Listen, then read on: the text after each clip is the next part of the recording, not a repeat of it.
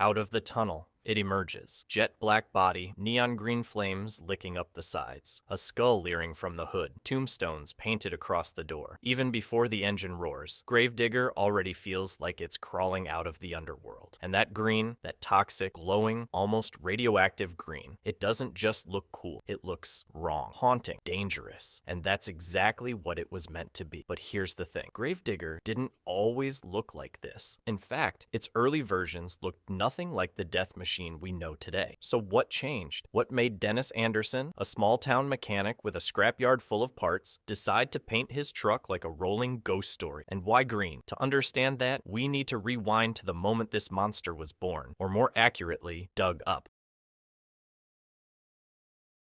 Gravedigger was just a junky 1951 Ford pickup running on borrowed time. Dennis Anderson, a farmer and gearhead from North Carolina, slapped it together using parts from a junkyard. Back then, monster trucks weren't a billion-dollar spectacle. They were more like county fair sideshows. But what made Dennis different was his mouth. At one point, while watching a more polished competitor brag about their ride, Dennis reportedly barked, "I'll take this old junk and dig your grave with it." People laughed, but Anderson wasn't joking. He painted the words "Grave Digger" on the side of his truck in crude white letters just to back it up. That name stuck, and so did the idea behind it. A vehicle not just built to crush, but to bury. But the name alone wasn't enough. Anderson knew he needed a look. Something that told you what Gravedigger was before it even moved. And that's when the real transformation began.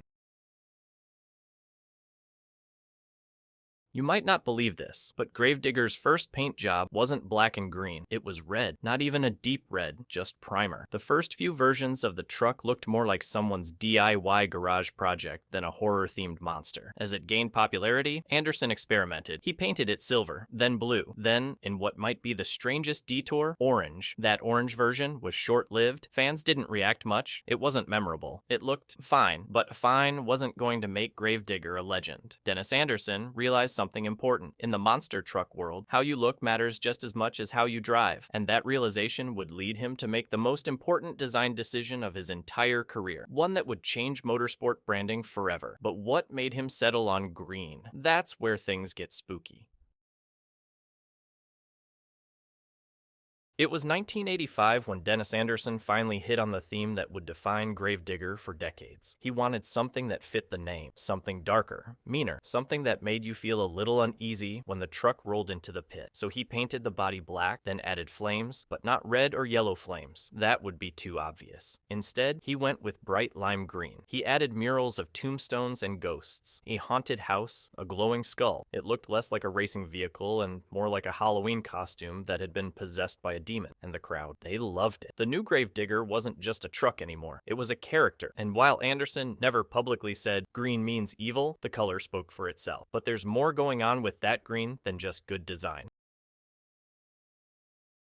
In most cultures, green has two faces. One is nature, life, and renewal. The other, toxicity, poison, radioactive sludge, ghosts, goblins, the glowing eyes of something watching you from the dark. Dennis Anderson might not have had a design degree, but he understood instinct. He knew that green flames on black metal felt wrong, in a good way. Think about it. Frankenstein's monster, pale green. Slimer from Ghostbusters, glowing green blob, witch potion in every cartoon ever, neon green. Anderson took that subconscious association and blasted it onto a 12,000-pound truck. He even painted the chassis bright green, a color choice that broke every unspoken rule of monster truck engineering design. But it worked. Gravedigger didn't just perform anymore. It haunted arenas, and the audience kept coming back, not just for the destruction, but for the spectacle. But here's the genius part.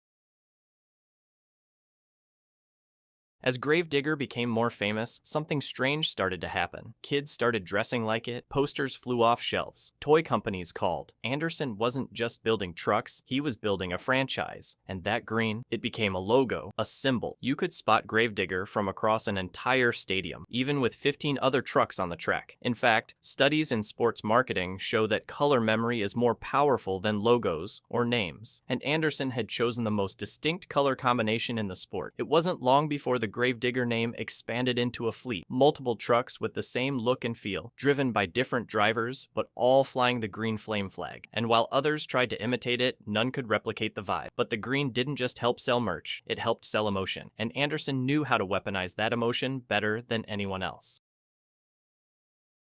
Today, Gravedigger is more than just a monster truck. It's the monster truck. Even people who don't follow Monster Jam know the name, and that's because of two things: Dennis Anderson's fearless, reckless, crowd-first driving style, and that unforgettable green and black skin. The design hasn't changed much since 1985 because it doesn't need to. In an era where most brands are constantly rebranding, Gravedigger hasn't had to. Why mess with perfection?